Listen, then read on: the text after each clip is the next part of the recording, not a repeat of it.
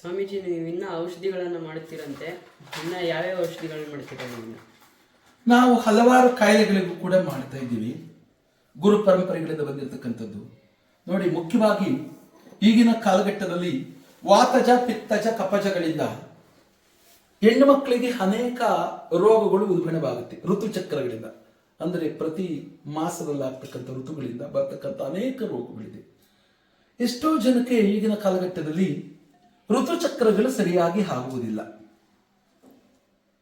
ಇದು ಅಂದರೆ ತಿಂಗಳಲ್ಲಾಗ್ತಕ್ಕಂಥ ಮಾಸಿಕ ಧರ್ಮಗಳಿದೆಯಲ್ಲ, ಇದರಲ್ಲಿ ಏನಾಗುತ್ತೆ, ಅಷ್ಟು ಜನಕ್ಕೆ ಹೊಟ್ಟೆ ನೋವು ಬರುತ್ತೆ, ಅಷ್ಟು ಜನಕ್ಕೆ ಸರಿಯಾದ ಮುಟ್ಟ ಆಗುವುದಿಲ್ಲ. ನೋಡಿ, ಶರೀರಗಳು 3,63,042 ಅಭ್ಯುಂಜನೀಯವಾಗಿರ್ತಕ್ಕಂತಹ ಶಕ್ತಿ ಕೇಂದ್ರದಲ್ಲಿರ್ತಕ್ಕಂಥದ್ದು ಗರ್ಭಕೋಶ. ಅಂದರೆ ಭೂಮಿ ಹೇಗೋ, ಭೂಮಿಯ ತಾಪಮಾನದಲ್ಲಿ ಖನಿಜ ಸಂಪನ್ಮೂಲಗಳು ಹೇಗಿದ್ದಾವೋ, ಖನಿಜ ಸಂಪನ್ಮೂಲಗಳಿದ್ದರೂ ಕೂಡ ವ್ಯತ್ಯಾಸೀಕರಣವಾದಾಗ ಭೂಮಿಗೆ ಯಾವ ರೀತಿ ತಾಪಮಾನದಿಂದ ಉಷ್ಣಾಂಶ ಮತ್ತು ಶೈತ್ಯಾಂಶಗಳ ಒಕ್ಕೂಟಗಳಿಂದ ತೊಂದರೆಯಾದಾಗ ಭೂಮಿಗೆ ಎಷ್ಟು ಫಸಲು ಕೂಡ ಉದ್ಭವ ಆಗುವುದಿಲ್ಲ, ಸಸ್ಯಗಳು ಹುಟ್ಟಲ್ಲ. ಭೂಮಿ ಇರುತ್ತೆ, ನಾವು ಬೀಜನೂ ಹಾಕಿರ್ತೀವಿ, ನೀರು ಹಾಕಲಿಲ್ಲ ಅಂದರೆ ಅದು ಬೀಜ ಮೊಳಕೆ ಹೊಡೆಯುವುದಿಲ್ಲ. ಅಂದರೆ ಪಂಚತತ್ವ ಸಿಂಧೂರಗಳು, ಅನೇಕ ಲವಣಾಂಶಗಳು ಮತ್ತು ಅನೇಕ ಕೋಶ ಕೇಂದ್ರಗಳಿರ್ತಕ್ಕಂಥದ್ದು ತಾಯಿಯಂದಿರ ಗರ್ಭಕೋಶ. ಈ ಕೋಶದಲ್ಲಿ ಏನಾದರೂ ವ್ಯತ್ಯಾಸವಿದ್ದಾಗ ಋತುಚಕ್ರಗಳು 28 ಚಕ್ರಗಳಿರುತ್ತೆ.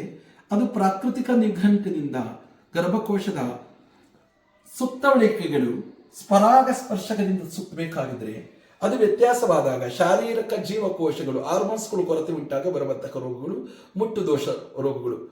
ಹೊಟ್ಟೆ ನೋವು ಬರುತ್ತೆ, ಸರಿಯಾಗಿ ಮುಟ್ಟು ಆಗುವುದಿಲ್ಲ, ಅಷ್ಟು ಹೆಣ್ಮಕ್ಳಿಗೆ ಮುಜುಗರವಾಗುತ್ತೆ. ಬಿಳಿ ಸೆರಗು ಮತ್ತು ಕೆಂಪು ಸೆರಗು, ಬಿಳಿ ಹೋಗ್ತಕ್ಕಂಥದ್ದು ಮತ್ತು ಕೆಂಪು ಜಾಸ್ತಿ ಹೋಗ್ತಕ್ಕಂಥದ್ದು, ಇದಕ್ಕೆ ಬಹಳ ಕೆಲಸ ಮಾಡುತ್ತೆ. ಇದು ಒಬ್ಬ ಗೌರಿಬಿದನೂರು ಅಪ್ಪಾಜಿ ಅಂತ ಗುರುಗಳು, ಇದರಲ್ಲಿ ಮಹಾ ಮೇಧಾವಿಗಳು. ಯಾವುದು ಗರ್ಭಕೋಶದ ವಿಚಾರದಲ್ಲಿ, ಹೆಣ್ಣು ಮಕ್ಕಳ ಕಾಯಿಲೆಗಳಲ್ಲಿ ಇದು ಕೆಂಪು ಮತ್ತು ಬಿಳಿ ಸೆರಗು ರೋಗವನ್ನು ಉಂಟು ಮಾಡತಕ್ಕಂಥ ಒಂದು ಔಷಧಿ.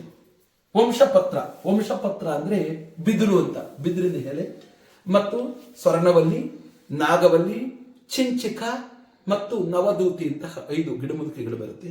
ಆ ಗಿಡಮೂಲಿಕೆಗಳಿಂದ ಮಾಡಿರ್ತಕ್ಕಂತಹ ಇವು ನಾವು ಪ್ರಾಕೃತಿಕವಾಗಿ ಮಾಡಬೇಕು. ಯಾವುದು ಪ್ರಾಕೃತಿಕವಾಗಿ?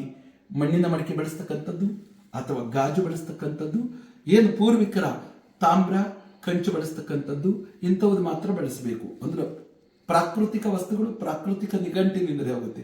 ಹಾಗಾಗಿ ಈ ವಂಶಪತ್ರಿಯ ಚೂರ್ಣವನ್ನ ಜೇನುತುಪ್ಪದಲ್ಲಿ 21 ದಿವಸ ತೆಗೆದುಕೊಂಡಿದ್ದೆ ಆದರೆ ಋತುಚಕ್ರಗಳಲ್ಲಿ ಹೊಟ್ಟೆ ನೋವು ಬರ್ತಕ್ಕಂಥದ್ದು ಕಡಿಮೆಯಾಗುತ್ತೆ.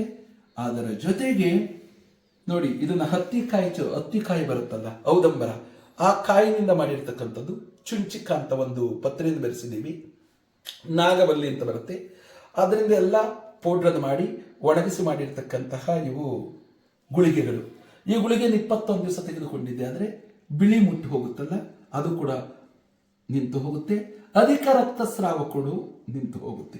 ಇದು ಯಾವಾಗ ಋತುಚಕ್ರಗಳು ಸರಿಯಾಗಿ ಆಗುತ್ತೋ ತಾಯಂದಿರ ಶರೀರವು ಚೆನ್ನಾಗಿರುತ್ತೆ. ಮಕ್ಕಳ ಸಂತಾನ, ಎಷ್ಟೋ ಜನಕ್ಕೆ ಮಕ್ಕಳಾಗಿರುವುದಿಲ್ಲ. ಅಂತಹ ಸಂದರ್ಭದಲ್ಲಿ ಋತುಚಕ್ರ ಸರಿಯಾಗಾದಾಗ, ಹಾರ್ಮೋನ್ಸ್ಗಳು ಸರಿಸಮಾನವಾಗಿದ್ದಾಗ ಜೀವಕೋಶಗಳು ಉತ್ಕೃಷ್ಟ ಕೊಟ್ಟು ಗರ್ಭಕೋಶವನ್ನು ಬಲಿಷ್ಠಗೊಳಿಸಿ ಸಂತಾನ ಕ್ರಿಯೆಗೆ ಬಹಳ ಉತ್ತಮವಾಗಿ ಕೆಲಸ ಮಾಡುತ್ತೆ.